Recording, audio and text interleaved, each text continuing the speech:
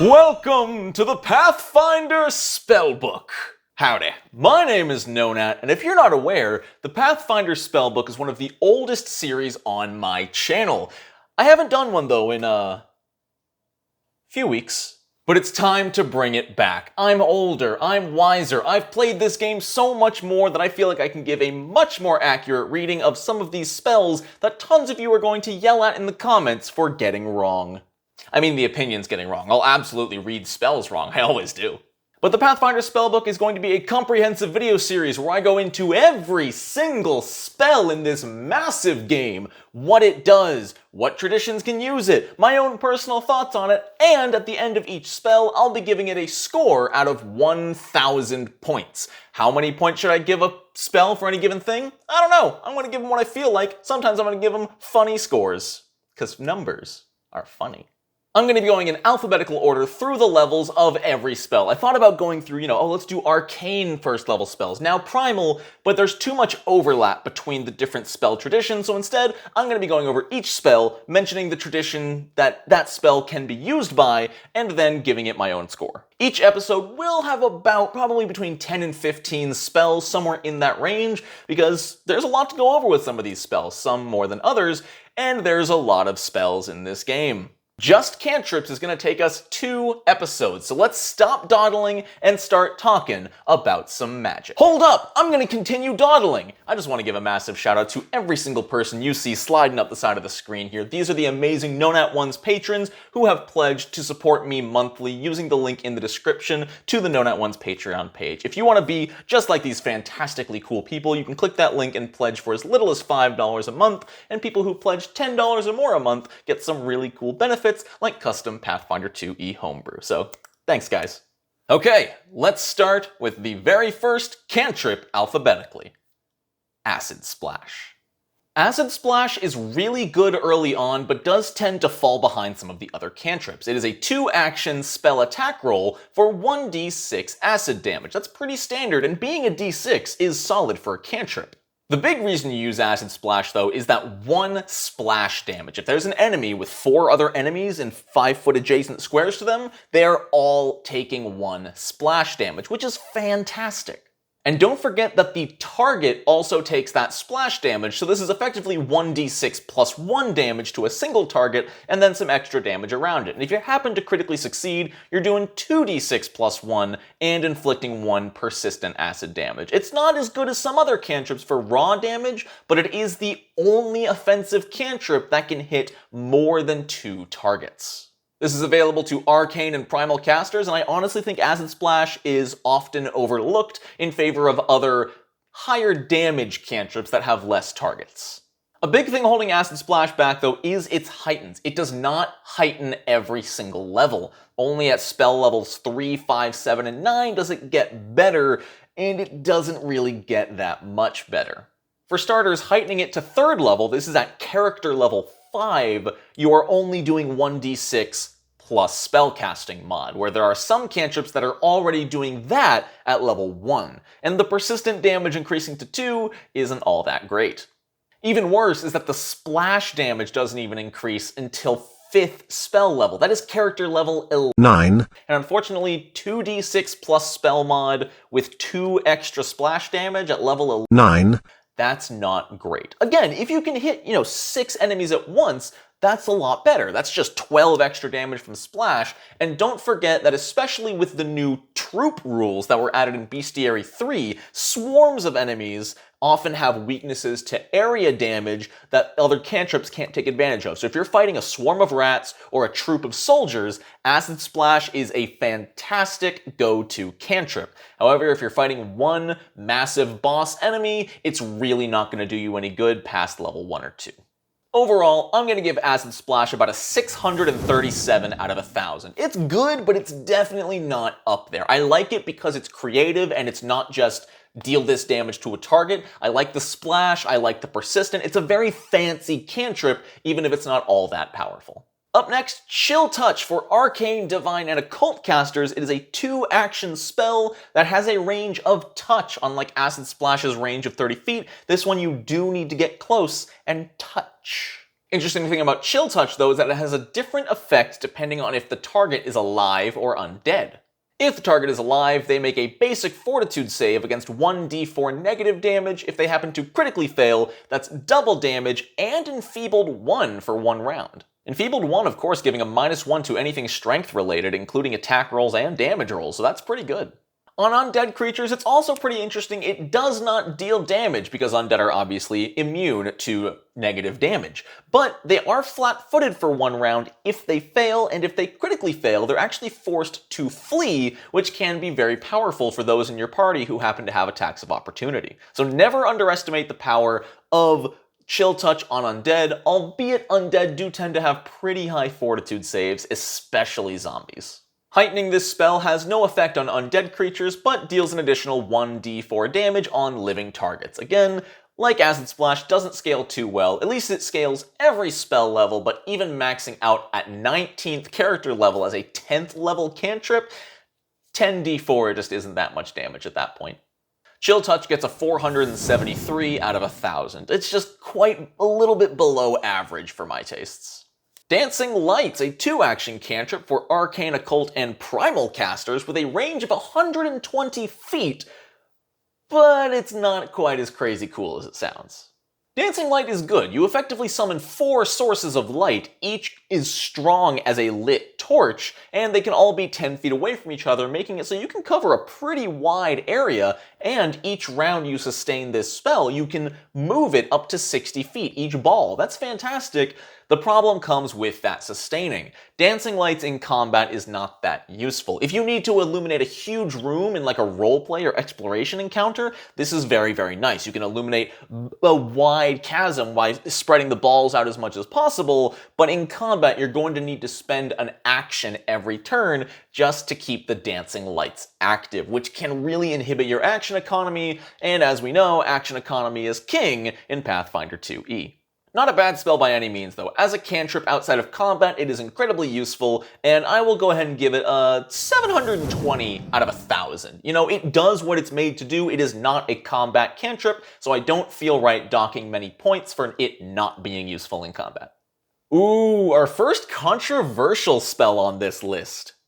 Daze, a 2-action 60-foot range spell for Arcane, Divine, and Occult casters. I don't know what happened with my fingers there. Arcane, Divine, and Occult casters. The target makes a basic will save against your spell mod of damage. Now that's not that much damage. At level 1, that's probably 3 or 4 damage, but keep this in mind, that damage is not random. If they fail the save, they are always taking 4 points of damage, whereas if you're rolling 1d6, you're only dealing 1 to 6, and half the time it's going to be less than that. Now, where this spell really wins me over is... I punched my desk. Now, where this spell really wins me over is with the critical failure effect. Sure, it's not a super common occurrence that a monster critically fails a save, but it does happen.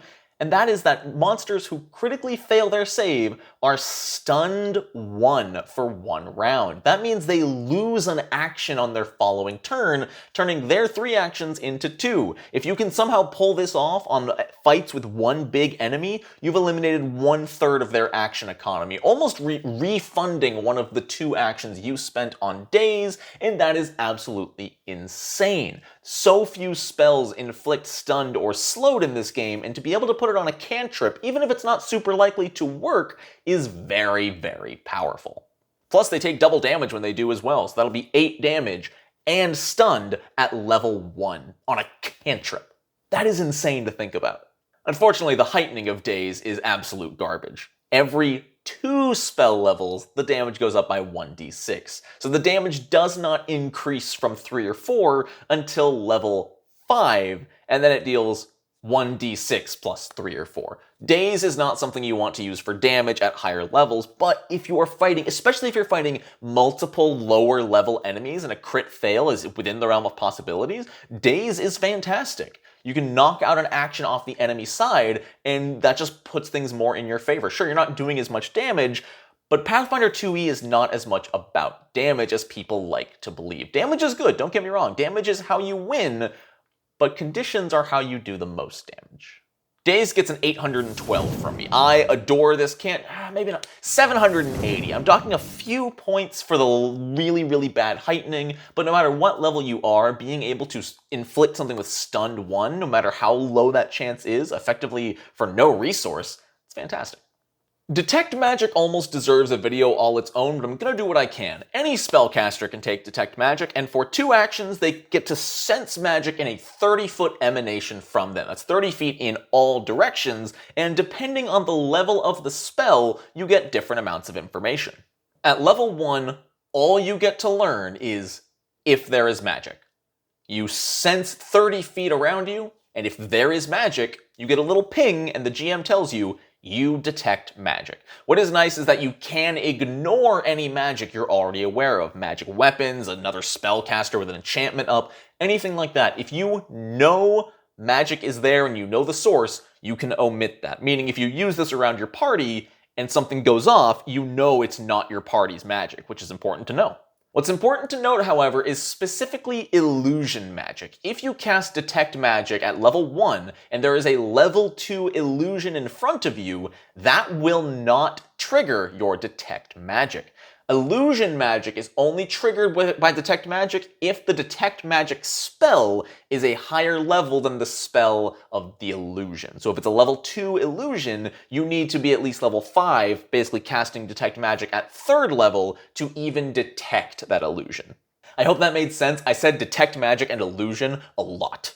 Once you're level 5 and you can cast this at 3rd level, you now get to learn the school of the highest level magical effect around you. So, if there is a magical trapped rune in front of you and you cast Detect Magic, you might learn, your GM will tell you, Evocation is the strongest magical source you detect. You get a little bit more information. Okay, Evocation, I know that's destruction magic, things that usually cause explosions or damage of some kind.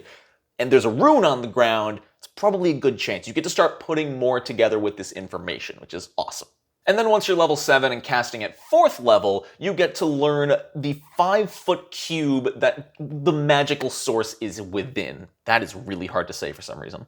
So effectively, in the prior example with the Evocation rune, if you cast Detect Magic at 4th level or higher, you can narrow it down to the 5-foot cube space around that rune, which can be a safe inference that, okay, the magic is clearly coming from that rune. Or if something is invisible and you can't see it, you can cast Detect Magic and you will not be able to see what's producing the magic, but you'll know that within that 5-foot square, something magical is happening, and you still get to learn the school of magic. So if you get Illusion, you're like, okay, clearly there's something invisible here. Detect Magic is fun. You kind of get different puzzle pieces depending on your level, and the higher level you are, the more puzzle pieces you get, so you get to put things together, which is a really cool feeling, because that means as your character levels up, they get more adept at detecting specific types of magic, they get better at refining the information they're gaining and gleaning more information off of it, and that's a lot of fun. I love Detect Magic. It can be a little bit difficult to use to react to as a GM, and I do always forget what each individual level does, but it's still a fantastic cantrip, 892 out of 1,000. Disrupt Undead for Primal and Divine casters is another pretty typical damaging cantrip. 2 actions, 30-foot range, you shoot it, but you don't need to make a spell attack on this one. This one always hits, but it is a basic Fortitude saving throw, and it only affects undead creatures. Should they fail, they take 1d6 plus spellcasting mod, and if they critically fail, they double that and become enfeebled 1 for 1 round, which against undead targets is amazing, especially the mindless zombies and skeletons. Strength is usually all they have going for them, strength and con typically. So if you can reduce that strength by 1, that's incredible. It's going to lower their damage, it's going to lower their accuracy, and it's positive damage. Now, zombies and skeletons don't tend to have an inherent weakness to positive damage, but plenty of other undead do. Especially the stronger the undead gets, the more likely it is to have a direct weakness to positive damage. This also goes up by a solid d6 every single spell level, so if you're fighting undead, Disrupt Undead is going to be useful regardless of your level. So keep this one in your back pocket, y'all. If you're a druid or a cleric, it's great to have on hand because so many campaigns end up fighting at least some undead, and having that ready is going to save your bacon. Oh, yeah, 904 out of 1,000. Really, really good cantrip. Now for easily one of my personal favorite cantrips, Divine Lance. Again, still pretty typical as far as offensive cantrips go. 2 actions, 30 feet. Spell attack roll for 1d4 damage plus spellcasting mod, double damage on a crit. But what makes this special is that it is the only cantrip that deals alignment damage. Specifically, the alignment damage correlating with your deity. If you do not worship a deity, or you happen to worship a true neutral deity, you can't cast this spell, because the damage it deals is always related to your deity. If you have a chaotic good deity, Divine Lance can do chaos damage or good damage, which hurts lawful creatures or evil creatures. And the inverse, if you have a lawful evil deity, you can deal lawful damage or evil damage. But there is no such thing as neutral damage, so neutral deities do not get this. I should say true neutral deities. If you're a neutral good deity, this only deals good damage. Still useful. And my favorite way to use this is if I'm not sure if a target is evil or not. If you are in the middle of combat with someone that you don't think you should be fighting, they're fighting you, but you don't want to kill them, you can use Divine Lance. If you use Divine Lance and deal good damage with it, and they don't react to the damage, you know they're not an evil person. And it really adds that roleplay layer to combat, which I'm always digging for. The more roleplay that's in my combat encounters, the better. Don't get me wrong, I love a good slogfest against a gelatinous ooze, but when you're fighting goblins and they're not evil, they're just neutral and they're threatened by you, this can give you that information of like, hold on, they're not evil. Let's see if we can talk this out. That's what I love about Divine Lance. Just gives me more information about the people I'm fighting. 930 out of 1,000. I'm ranking these really high, but I think it's just because I like cantrips. Ugh. Electric Arc, 1,000 out of 1,000. I'll see you next week. Alright, I have to talk about it. Electric Arc, 2-action cantrip for primal and arcane casters, and its damage output is unmatched by any other cantrip in the game. Electric Arc has become a bit of a meme in the Pathfinder community because it is the single strongest cantrip in the game as far as damage is concerned. You can pick up to 2 targets within 30 feet, and they both make a basic reflex save against 1d4 plus spell mod in damage, which is insane. If you have a +4 damage from your spellcasting modifier and you hit 2 targets, that is a potential 2d4 plus 8 on failed saves, or if, Lord help me, if they both critically fail their saving throws, that is 8d4 plus 16 at level 1. And the damage increases by 1d4 every single spell level. Electric Arc is never bad unless they are immune to electricity or have a crazy high reflex save. Don't get me wrong, there are times where Electric Arc is bad, and I've seen people just keep trying to use Electric Arc because it has the most damage, even though they're fighting things with massive reflex saves and no will or no fortitude, but they just keep using Electric Arc because it does the most damage. Don't get stuck in that hole. Keep an eye on what you're fighting. If you're fighting a massive horde of undead, yeah, Electric Arc, go for it. Zombies can't dodge. If you're fighting birds or snakes or wildly fast things, don't keep trying to use it. They're probably going to succeed, and they're definitely not going to crit fail. Electric Arc gets a 980 out of 1,000. It's incredible, and you just can't go wrong. I refuse to give it 1,000, because I think it's overused. I think the spell on its own is really, really strong, but I don't like it for the effect it's had on the game, so I'm docking 20 points. Deal with it. Forbidding Ward is not used enough. This is a fantastic cantrip. Why does nobody use Forbidding Ward? Divine and Occult casters get to use this, and for 2 actions within 30 feet, you pick 1 ally and 1 enemy. Now, the hard part is that the enemy and the ally both need to be within 30 feet of you. But so long as they are when you cast the spell, your ally gets a +1 to armor class and all saving throws that result from that target creature for up to 1 minute. Sure, you need to spend an action each turn to sustain this, but bards get a focus cantrip that's basically just this but multi-target. Bards get Inspired Defense, which is +1 to AC and damage resistance, which is really good, of course, but this being a cantrip available to any divine or occult caster is insane. +1 to AC on anyone is nuts, and in those big boss fights, giving this to your fighter or your champion will really hike up their survivability, and it's only 1 action per turn to sustain, so you can keep doing your 2-action stuff, whether that's moving and attacking or casting another spell. Forbidding Ward is incredible. And once you're level 11, it's a +2 to armor class, fortitude saves, reflex saves, and will saves on a cantrip!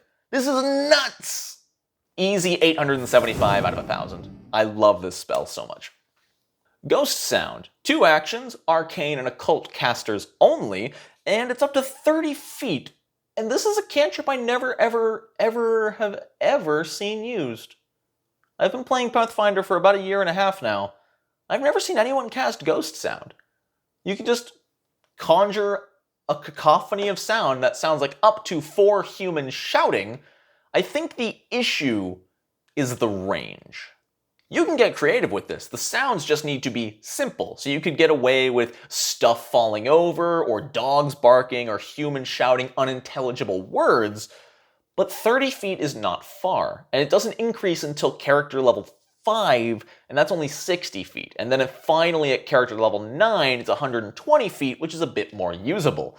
But casting this at 30 feet, that's going to leave you pretty close to the source, and I feel like casting this from 30 feet away with somatic and verbal components the entire time is going to make you look suspicious, you know? If you're sitting there around the corner and you're making auditory sounds, you know, I am casting a spell, making the hand symbols, that's sustaining the spell, and then the person comes around the corner and there's, you know, they see there's nobody actually screaming, and then they just see you over there like, I'm still casting the spell, please don't look at me. 30 feet is going to be tough to hide, especially when you're mumbling and muttering the whole time.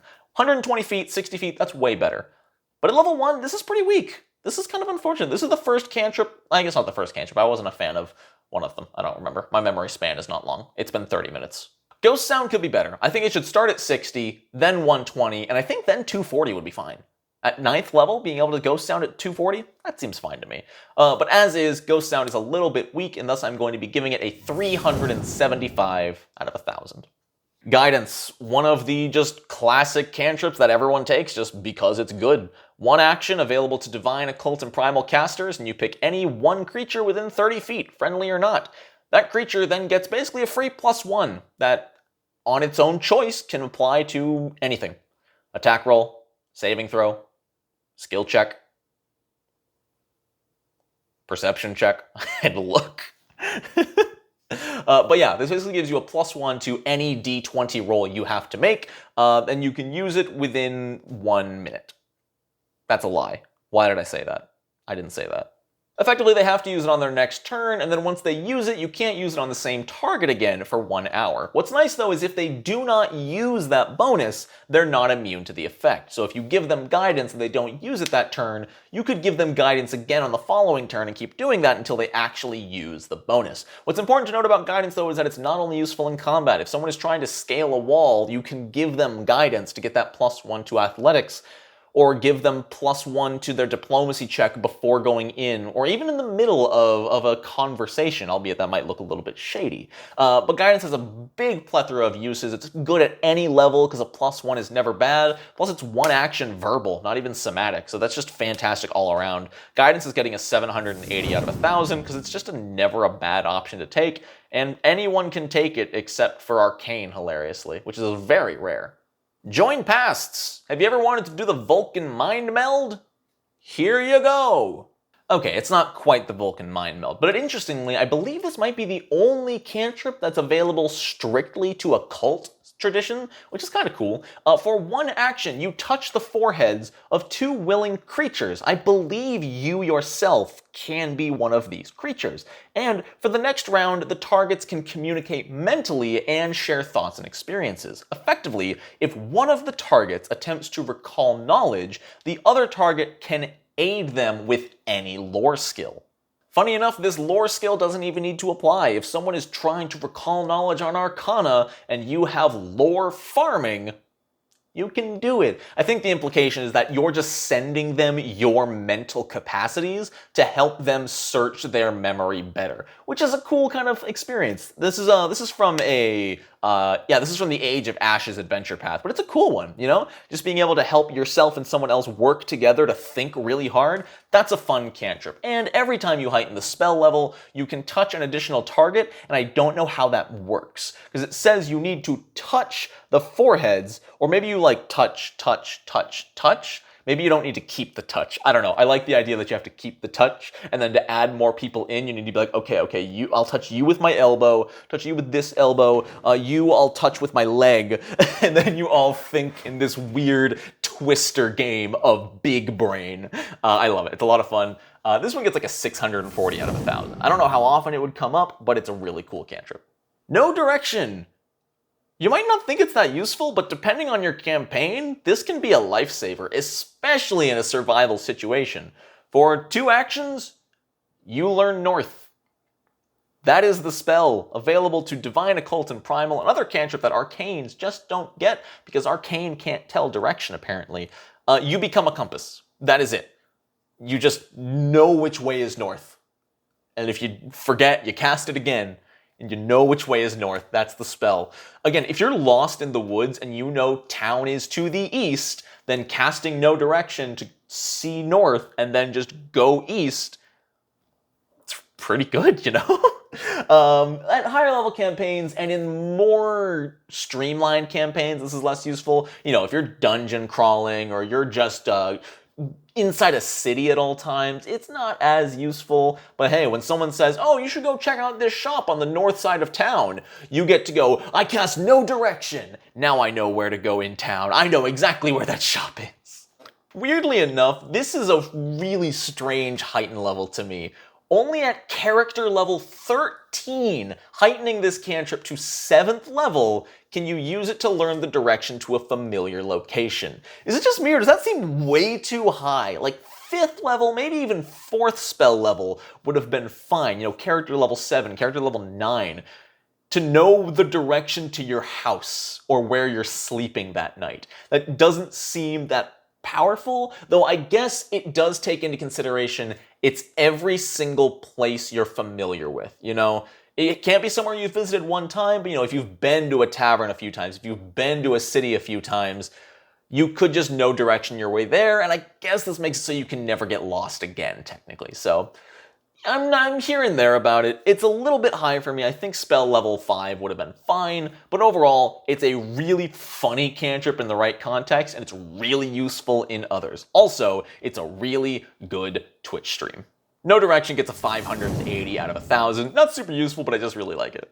And that's where we're going to end this episode of the Pathfinder Spellbook. I hope you guys are enjoying it. I hope you're looking forward to the second half of cantrips in the next episode. I don't know if this is going to be weekly, monthly, bi-weekly. I don't know. They're going to come out when they come out. I'm not good at scheduling. I can barely stay on my Monday, Wednesday schedule as is. But I do want to remind you to like the video if this helped you out and helped you understand some of these cantrips a little bit better, and subscribe to the channel if you want to see even more quality Pathfinder 2e content just like this. Another huge shout out to my patrons over on the Known At One's Patreon page. If you want to pledge and get access to some cool stuff like custom homebrew, there's a link in the description. Thank you all so very much for watching. I hope you have a wonderful rest of your day, and until next time, Known At Ones.